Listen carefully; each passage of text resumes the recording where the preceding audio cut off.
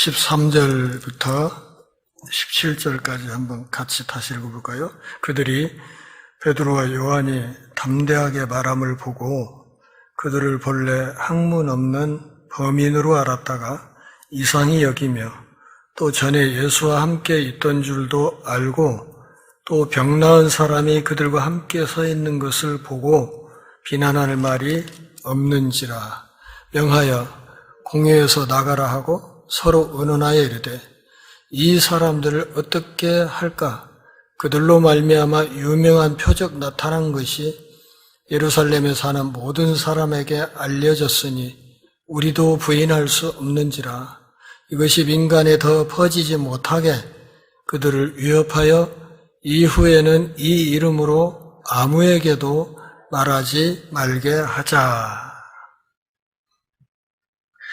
유대 지도자들이 자기들끼리 비공개 회의를 열었을 때 그 회의 분위기의 전반적인 흐름은 먼저 놀라움이었고 뒤이어서 두려움이 뒤따랐다는 사실을 방금 우리가 읽은 13절부터 17절까지 해서 확인할 수 있습니다. 그들은 처음에 사도들의 용기에 놀랐습니다. 특별히 그들이 랍비 학교도 다니지 않은 아주 평범한 유대인들이었기 때문에 그 놀라움이 더 컸습니다. 그러나 그들은 이 사람들이 예수님과 함께 있었다는 사실에 주목하기 시작했습니다. 13절에서 그렇게 말하고 있죠. 또 전에 예수와 함께 있던 줄도 알고.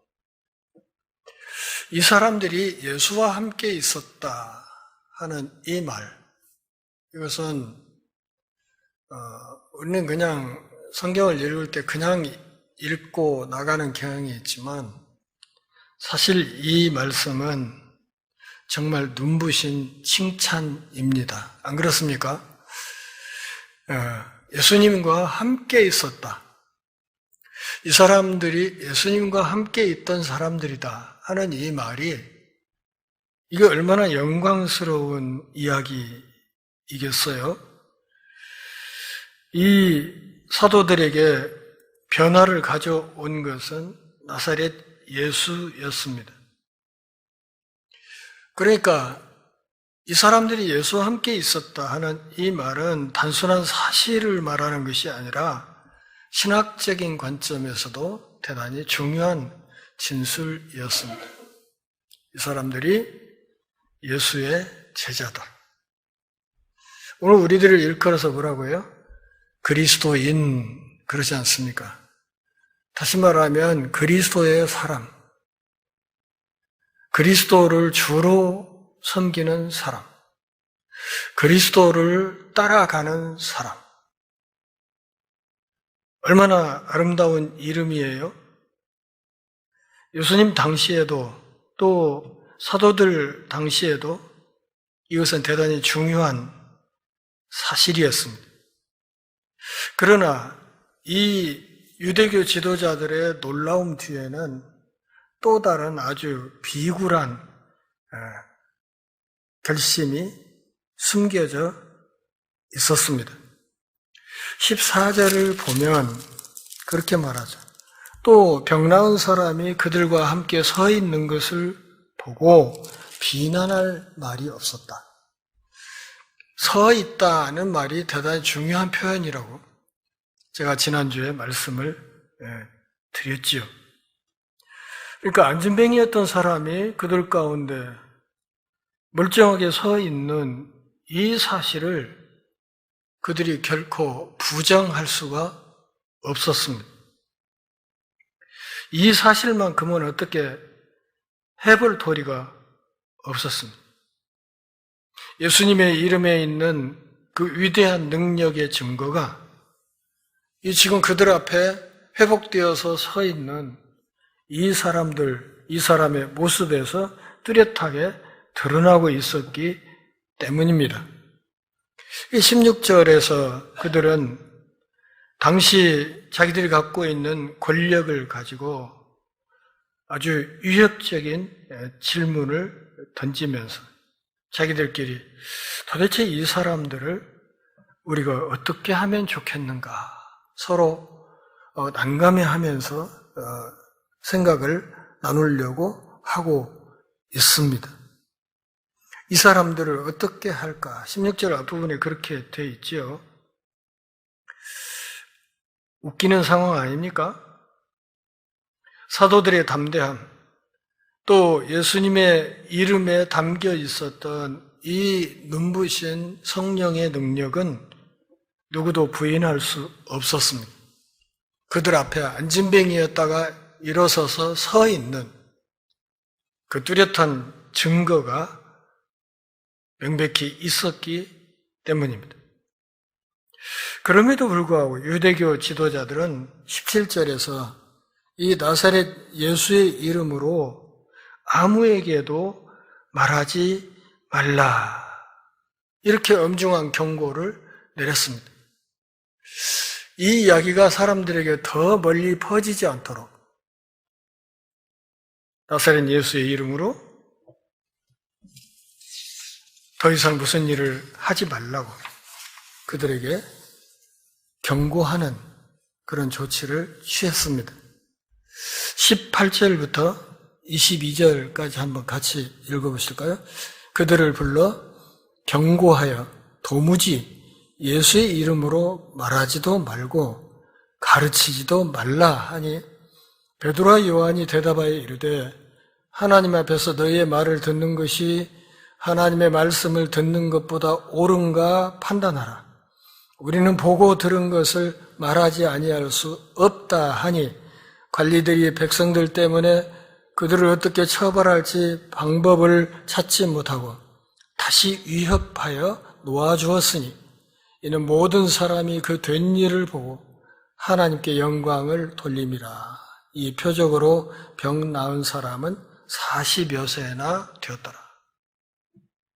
누가가 22절에서 이 병나는 이적을 경험한 이 사람의 나이가 40여 세라고 말하는 것은 한 사람의 인생이 이 무거운 질병으로 어떻게 망가졌는가 하는 것과 동시에 나사렛 예수의 이름으로 이 무거운 인생의 무게가 어떻게 가볍게 풀릴 수 있었는가 하는 것을 보여주고자 함입니다. 지도자들은 베드로와 요한을 다시 불러서 예수의 이름으로 아무 말도 하지 말고 가르치지도 말라 이렇게 명령하면서 그들을 별 수 없이 석방해 주었습니다. 그런데 당시 유대교 지도자들의 이 명령, 예수의 이름으로 말도 하지 말고 예수의 이름으로 가르치지도 말라 하는 이 말은 마치 사람의 힘으로 바닷가의 파도를 저지하려는 노력과 거의 똑같은 것입니다. 사람이 아무리 많은들 밀려오는 파도를 막을 수 있습니까? 그럴 수 없지요. 또는 손바닥으로 해를 가릴 수 있습니까? 그럴 수 없는 것이죠. 그런데도 그들은 자기들의 기득권을 지키기 위해서 정말 실행 불가능한 명령을 내리면서 그들을 협박하고 있었던 것입니다. 19절에서 사도들은 이스라엘의 통치자와 지도자로서 그들이 이미 알아야 할 것들에 대해서 판단하라고 요청하면서 질문으로 반박을 하고 있습니다. 베드로와 요한이 대답하여 이르되 하나님 앞에서 너희의 말, 다시 말하면 사람의 말을 듣는 것이 하나님의 말씀을 듣는 것보다 더 옳으냐? 한번 당신들이 판단해 봐라. 그런 얘기죠. 하나님 앞에서 사람의 말을 듣는 것, 도대체 누구의 말을 듣는 것이 더 옳은가? 한번 생각을 해보시라. 그 답은 당신들이 더 잘 아는 것 아닌가? 이렇게 반문함으로써 그들에게 대답을 했습니다. 우리가 당신들의 말을 들어야 되는가? 아니면 하나님의 말씀을 들어야 되는가? 소크라테스가 사형 집행을 당하기 전에 이렇게 이야기했습니다. 아테네 사람들이여, 나는 당신들을 존경하고 사랑합니다. 그러나 나는 당신들보다는 신에게 복종하겠습니다.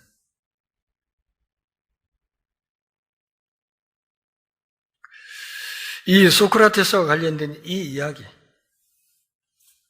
이야기는 어쩌면 누가복음 맨 앞에 이 편지의 수신자로 지목된 데오빌로라는 사람도 잘 알고 있는 이야기였을 것입니다.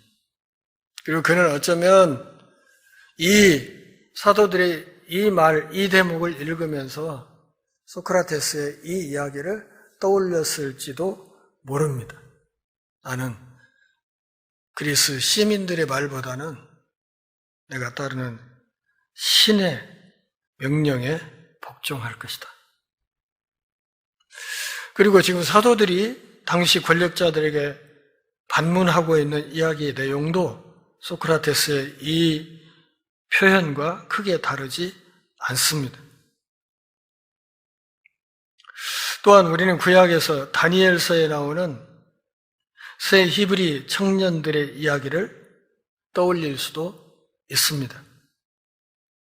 다니엘서 3장 16절부터 18절까지 말씀을 한번 볼까요? 제가 가진 성경으로는 구약 성경 1236페이지입니다.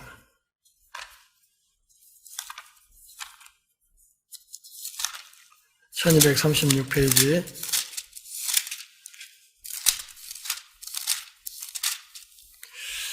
다니엘서 3장 16절부터 18절까지 같이 읽어보죠. 사드락과 메삭과 아벳느고가 왕에게 대답하여 이르되, 느부갓네살이여, 우리가 이 일에 대하여 왕에게 대답할 필요가 없나이다. 왕이여, 우리가 섬기는 하나님이 계시다면 우리를 맹렬히 타는 풀무불 가운데에서 능히 건져내시겠고 왕의 손에서도 건져내시리이다. 그렇게 하지 아니하실지라도 왕이여, 우리가 왕의 신들을 섬기지도 아니하고 왕이 세우신 금신상에게 절하지도 아니할 줄을 아옵소서. 이 대단한 믿음 아닌가요? 정말 대단한 믿음이에요. 그야말로 목숨을 건 신앙 고백을 하고 있는 것이죠. 포로로 잡혀간 그 이방 땅에서 자기들을 통치하는 이방의 임금 앞에서 해야 될 말을 그대로 하고 있는 이 히브리 새 청년의 이야기를 우리가 조금 전에 읽어보았습니다. 느부갓네살 왕의 금으로 된 형상을 숭배하라는 명령.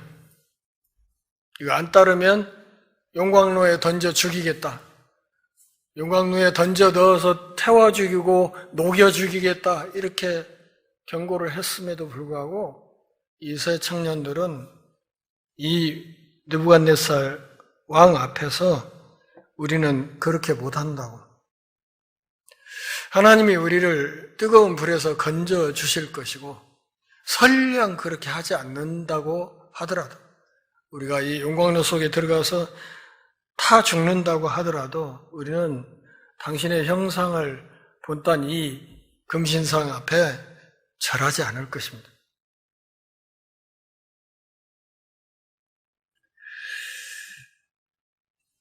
러시아에서 그 공산주의 사회잖아요. 그러니까 기독교를 용납을 안 해요. 안 하니까 북한처럼 거기에도 지하교회가 있어요.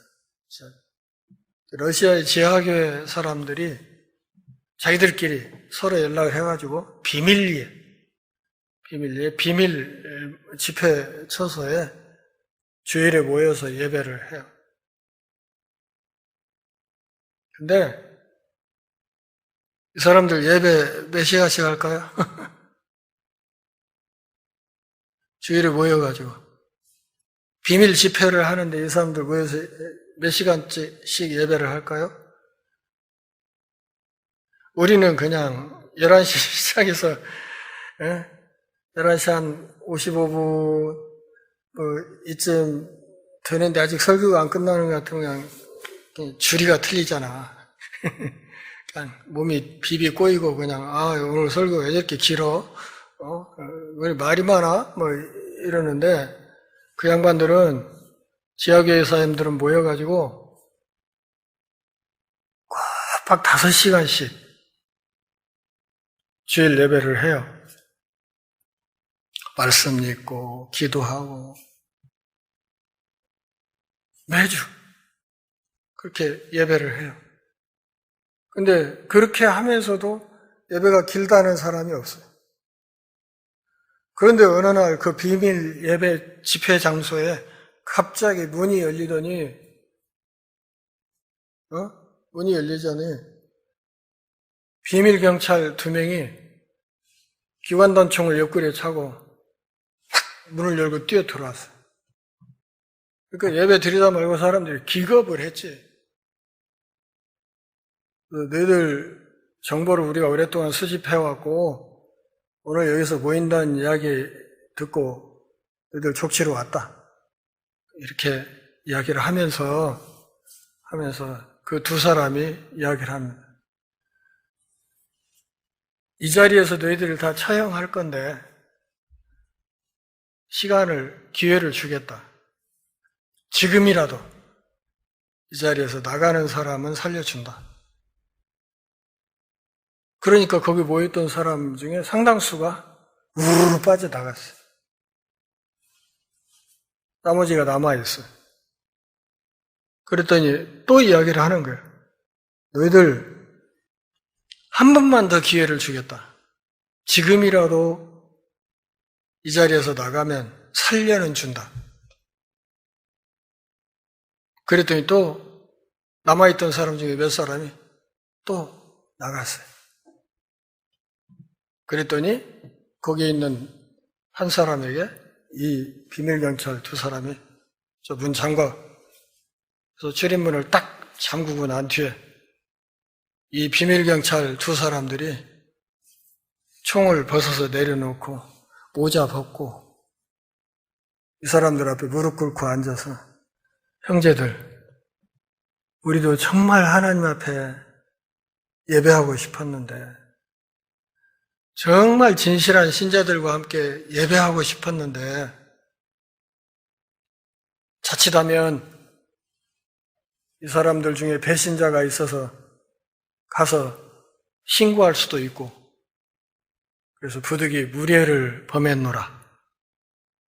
용서해 주시라 하고 그들과 함께 예배했다 하는 이야기가 있습니다. 목숨을 걸고 예배하는 우리 선배들이 있었다. 러시아에도 그렇고 지금 북한에도 있습니다. 제가 평양에 갔을 때도 그 칠곡교회죠.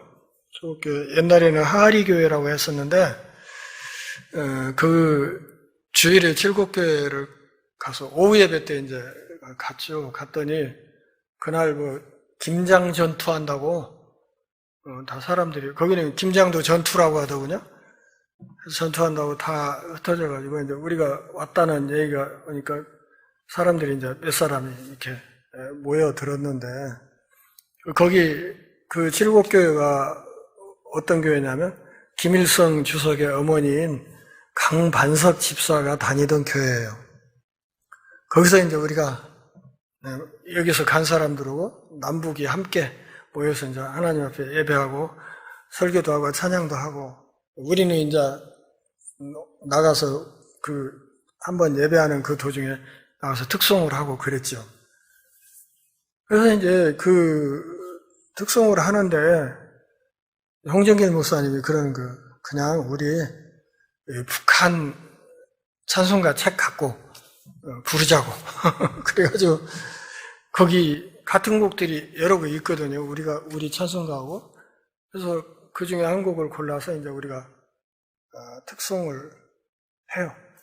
서서 보니까 저 뒤쪽에 할머니 교인 한 분이 와서 앉아 계시는데 보니까 앞에 찬송가가 없는데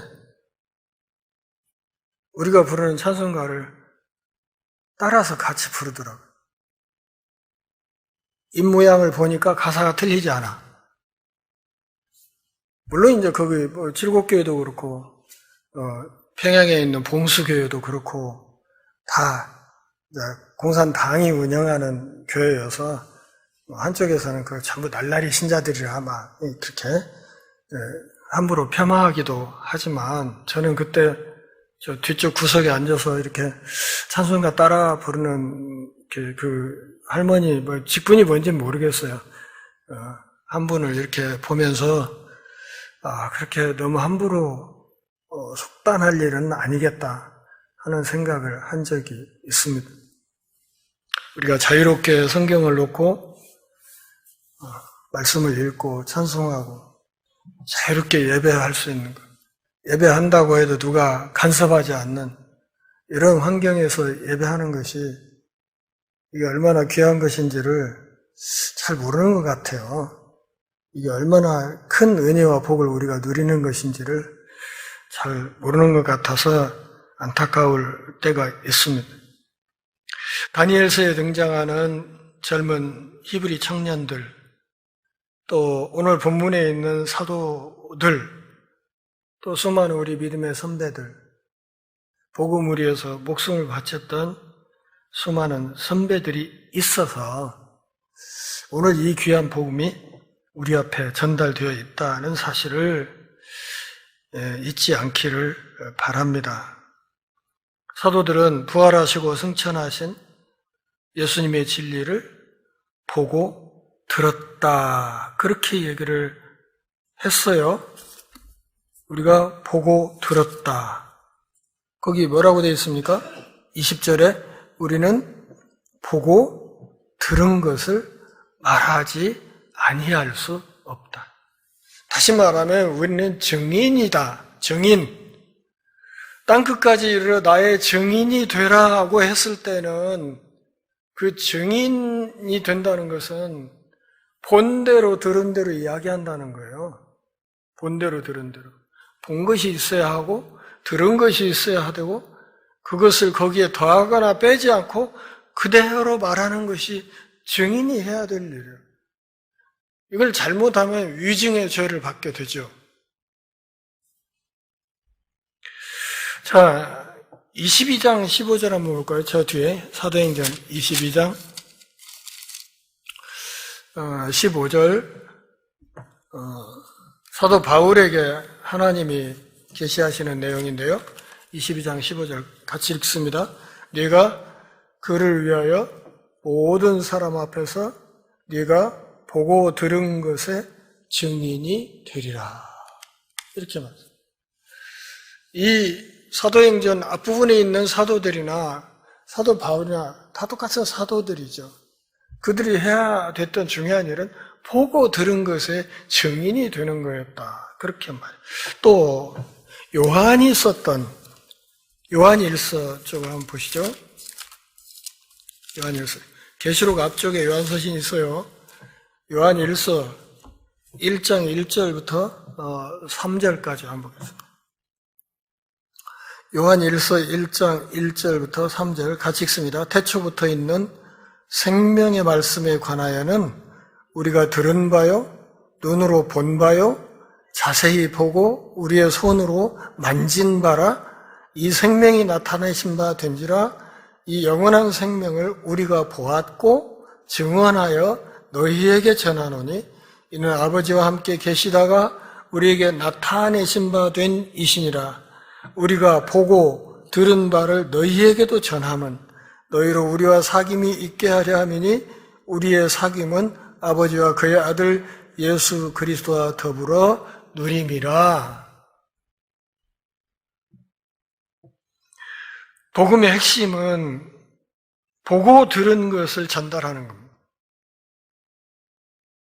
전도와 선교, 그 핵심도 마찬가지. 보고 들은 것을 전달하는 것입니다. 그러기에 이 살아있는 진리로 무장한 사도들은 당시 유대교 통치자들의 명령을 두려워하지 않았고 그들의 협박 앞에서 입을 다물 수도 없었습니다. 당신들 우리들을 입 다물라고 하는데 하나님 앞에서 사람 말 듣는 것, 사람 앞에서 하나님의 말씀을 듣는 것, 뭐가 옳은가? 당신들도 더 잘 알잖아. 그러니 우리는 보고 들은 것, 말 안 할 수 없는데? 이런 거예요. 그러니까 입 다물라 이렇게 말하니까 아니, 우리 계속 떠들 건데? 이런 거죠. 입 다물어라. 석방 시켜줄 테니 나가서 다시는 그런 짓 하지 말고 입 다물어라. 아니, 우리 계속 할 건데?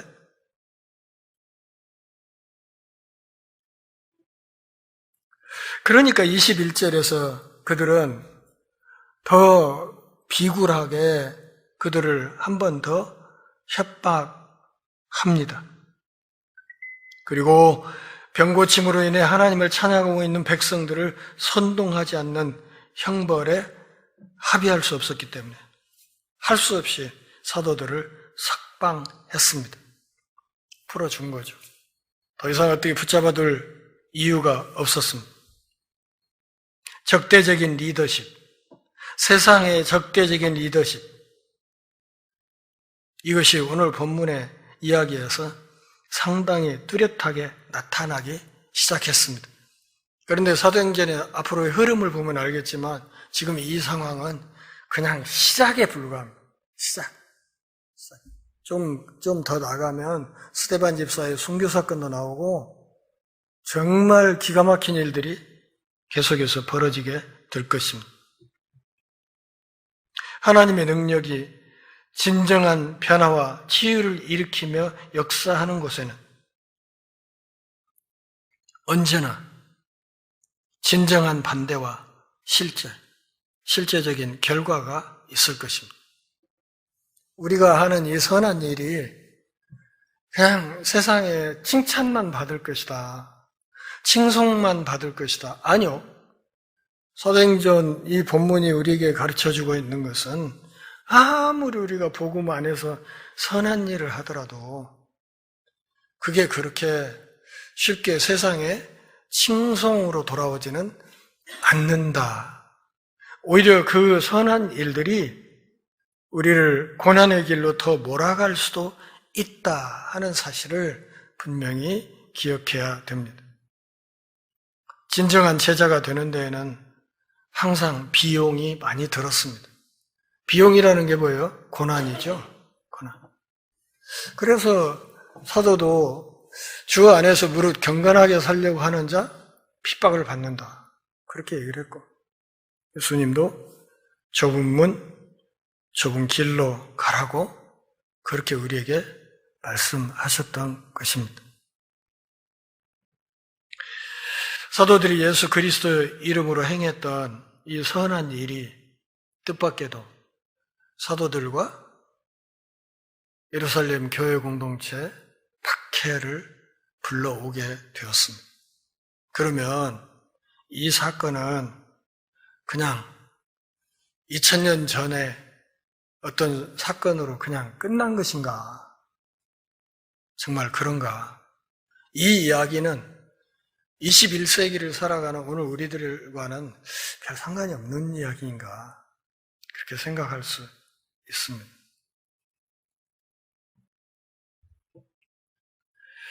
예수의 이름으로 다른 사람들에게 구원과 치유와 온전함을 전하는 사람들은 주변 사람들의 감사와 칭찬보다는 문제와 박해를 불러일으키는 결과에 맞서게 됩니다. 파키스탄에서 기독교 교회 공격을 가했습니다. 2명의 자살폭탄 테러범이 페샤와르에 있는 한 교회에 돌입해서 예배 도중에 85명이 죽었습니다. 21세기에 벌어진 일입니다.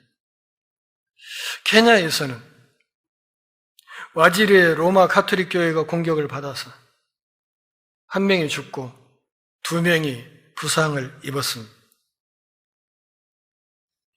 영국과 북미의 기독교인들은 종교적 자유에 대한 위협을 끊임없이 받고 있습니다.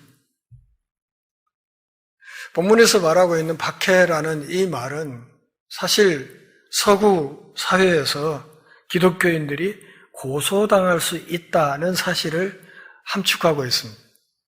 그러니까 우리가 복음 그대로 전하게 되면 세상에서 피고소인이 될 수도 있다. 그런 뜻입니다. 파키스탄과 시리아, 이라크, 북한, 미얀마와 같은 곳에서 기독교 박해는 기독교인들이 순교할 수도 있다는 사실을 암시합니다. 그러니까 순교 사건이 1세기에만 있었던 것이 아니고 현재 21세기에도 지구촌 곳곳에서 선교사들이 사역하는 현장에 실제로 일어나는 일들이다 하는 것을 알아야 된다는 것입니다. 기독교인들은 그래서 전쟁 속에 들어있다 이렇게 말하는 것이죠. 십자가의 용사 그렇게 이야기를 하고 그리고 우리가 살벌한 영적인 전쟁터에 있다 그렇게 이야기를 하는 것입니다. 전 세계에서 일어나고 있는 종교적 차별 행위의 80%가 기독교인들을 대상으로 하고 있습니다. 그러니까 유독 기독교인들에 대한 핍박이 전 세계적으로 굉장히 많습니다. 우리나라는 지금 그런 상황이 아니고 헌법상 종교의 자유를 부여하고 있기 때문에 지금 우리는 비교적 별 문제 없이 그냥 편하게 보여서 예배하고 있지만 그렇지 않은 상황 속에 있는 전 세계 신자들이 굉장히 많다는 사실을 알아야 된다는 것이죠. 다시 말하면 기독교는 전 세계에서 가장 박해받는 신앙 체계 가운데 하나입니다. 2006년부터 2010년 사이에 기독교인들은 법적으로든 사실상으로든 총 139개 국가에서 차별을 겪었습니다. 지구촌에 있는 여러 나라 중에 적어도 140개 국가가 기독교인들에 대한 차별을 일상적으로 하고 있다. 다시 말하면 기독교가 차별을 받고 있는 차별 대상이 된다. 그런 이야기죠. 지난 10년 동안 매년 평균 10만 명의 기독교인이 죽음을 당했습니다. 엄청난 숫자죠? 순교당한 숫자가 10만 명이 넘는다고요. 전 세계적으로. 지금 우리 상황하고는 너무 다른 분위기 이야기라서 실감이 안 나지만 실제로 일어나는 일들이다. 그런 말이에요.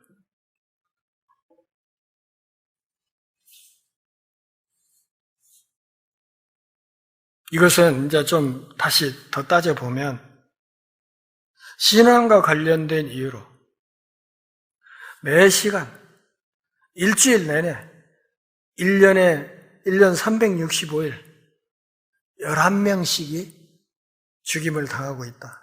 이런 통계치가 됩니다. 한 시간마다 11명이 순교하고 있다. 전 세계적으로. 그런 상황이라는 거죠.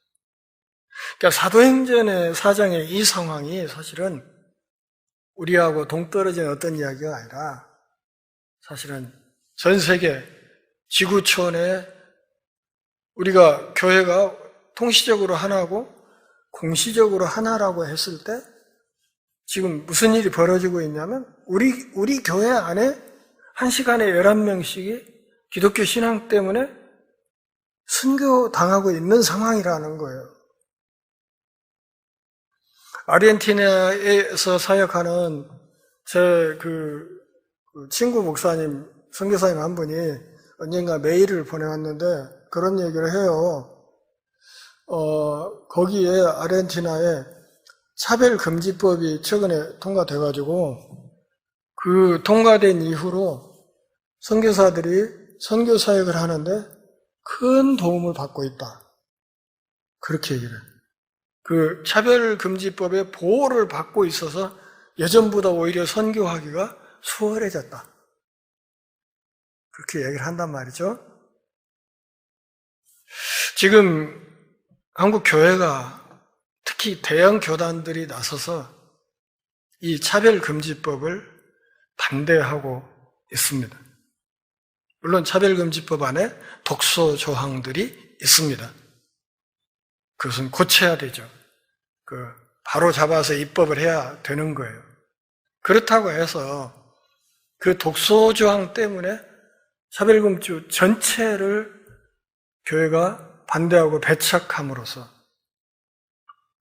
한국 기독교가 차별을 옹호하는 그런 집단으로 비치는 것이 참으로 가슴 아픈 상황입니다. 이스라엘과 팔레스타인의 전쟁을 여러분 잘 보십시오. 보시면 이스라엘 사람들이 2차 대전 때 히틀러에게 어떻게 당했습니까? 몇 명이 죽었나요? 600만 명이 죽었어요. 유대인 600만 명이 나치에게 학살당했어요. 그래서 전쟁이 끝난 뒤에 아우슈비츠에 있는 어떤 한 창고에 갔더니 사람들을 죽여가지고 공업용 재료로 쓰느라고 그 사람 몸에 있던 것을 다 분리해서 따로따로 보관을 하고 있었는데 한 창고를 열었더니 창고 안에 유대인들 시체에서 뽑아놓은 머리털만 창고 안에 가득 차 있더라는 거예요. 가스실에 사람을 넣어놓고 밖에서 유리문으로 들여다보면서 가스를 얼만큼 주입하고 얼마쯤 시간이 지난 뒤에 사람들이 어떤 반응을 보이고 그 뒤에 또 몇 분 더 지나면 뭘 보이고 마치 일제시대 때 731 부대가 우리 조선 사람과 중국 사람들을 대상으로 생체 실험을 하듯이 그렇게 해서 실험 결과를 보고한 보고서들이 있단 말이에요. 사람을 가스실에 넣어놓고 사람이 사람을 죽이면서 그걸 계속 실험하면서 보고를 한 거예요.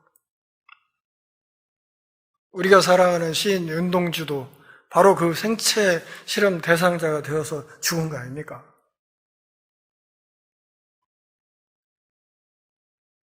어떤 정신 나간 사람은 그런 과정을 거쳐서 2차 대전 때 일본하고 독일의 의술이 급속도로 발전했다든가 이따위 이야기를 하는 인간들도 있긴 해요. 근데 사람이 태어나서 사람을 살리는 일을 하는 것이 아니라 사람이 사람을 죽이는 일을 한다는 것이 여러분 이거 무슨 일입니까? 길거리에 개 한 마리만 죽어 있어도 그냥 섬찟한데 그렇잖아요. 근데 사람이 사람을 죽이면서 그렇게 잔인하게 죽이면서 그 실험 결과 보고서를 만들고 이거 우리가 사는 세상이 이 정도면 그냥 그 자체로 지옥이 아니냐 그런 말.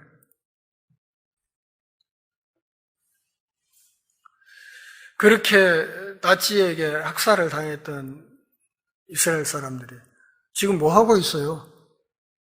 팔레스타인 사람들을 인종 청소하고 있잖아요. 우리 옛말에 그런 얘기가 있어요. 시집살이 한 며느리가 나중에 더 독한 시어머니 된다고. 그러듯이 자기들이 나치에게 당했던 그 일을 지금 팔레스타인 사람들이 하고 있다고. 전 세계적으로 기독교가 엄청난 차별을 겪고 있는데 이 땅의 기독교는 차별금지법에 반대하고 있다고. 저는 이게 이해가 잘 안 됩니다. 적어도 제가 가지고 있는 신앙 양심으로는 이해가 안 됩니다. 대형교회 목사들 나가서 막 가서 피켓트 만들어서 들고 1인 시위하고 막 그래요. 그 기독교 신문에 기사에 막 내보내고 그래요. 뭔 자랑이라고. 제 생각은 그렇습니다. 독소조항을 기독교권 안에도 변호사들, 판검사들이 있으니까 이 법 전문가들이 앉아서 그 독소조항에 대한 수정안을 만들고 그걸 건의를 해서 그것이 포함된 입법을 하도록 해서 이 법을 통과시키도록 해야죠. 차별금지법의 핵심은 뭐냐면 소수자보호법이에요. 소수자보호법. 여러분, 한국 개신교 신자가 1000만이라고 했다가 코로나 3년 겪으면서 250만 빠져나오고 지금 800만이라고 해요. 근데 그것도 부풀린 숫자예요. 제가 보기에는 5, 600만 밖에 안 돼요. 그러면 남한 인구 5천만 중에 5, 600만이면 다수예요, 소수예요? 소수예요. 이 법이 통과되면 얼마쯤 후에는 기독교가 이 법의 덕을 볼 수 있는 날이 옵니다. 그런데 그걸 지금 반대하고 있다니까요. 그래서 우리가 성경을 읽으면서 그냥 단순히 말씀 안에 있는 어떤 지식 하나, 이게 문제가 아니고 결국 성경을 공부한다는 것은 세계를 보는 눈, 역사를 보고 또 우리의 현실을 보고 나 자신을 보고 우리 교회를 보고 말씀에 비추어서 바르게 보는 눈을 갖고 또 귀를 바르게 갖고 기독교인들을 이렇게 욕할 때 사람들이 뭐라고 지금 욕을 하냐면 카톡교인 그러거든. 카톡교인. 무슨 얘기인가 하면 이상한 유튜브 동영상만 보고 이상한 글들만 막 이렇게 게시판에 올려대고 하는 사람들이 있어요. 근데 그거 아니란 말이에요. 그러면 안 되는 거예요. 그러면. 그래서 우리가 바른 역사의식을 갖고 하나님 앞에 서는 것이 정말 중요하다 하는 사실을 알아야 됩니다. 우리가 지금 이 핍박 안 받는다고 해서 그게 없으리라. 아니요. 전 세계적으로 우리 형제 자매들이 얼마나 많은 고난 속에 있는지 알 수 없습니다. 아까 얘기했죠? 시간당 11명씩 순교하고 있다고. 기독교인이기 때문에. 그런 세상에서 우리가 지금 살고 있다 하는 사실을 알아야 됩니다. 올바른 일을 올바른 방법으로 옳게 하는 것, 이것이 정말 중요한 거예요. 신앙인들에게 이것은 정말 중요한 일이에요. 그렇게 하려고 하다 보면 주변에 불의한 사람들로부터 그들과 긴장감이 생기게 되고 때로는 극심한 반대를 만나기도 하고 그 과정에서 우리가 심할 때는 순교의 길을 걸을 수도 있다. 그럼에도 불구하고 느부갓네살에게 잡혀간 3명의 히브리 청년처럼 오늘 본문의 사도들처럼 그런 박해에도 불구하고 하나님 앞에서 마땅히 보고 들은 바를 명확하게 이야기하는 그 일은 정말 놀라운 결과를 얻을 수 있다. 믿으십니까? 40년 묵은 안진뱅이가 일어날 수 있는 것이다.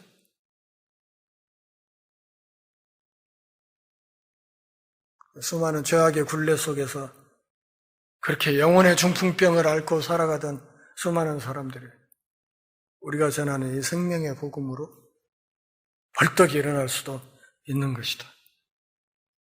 그 소망을 가지고 우리가 한데 모일 수 있기를 바랍니다.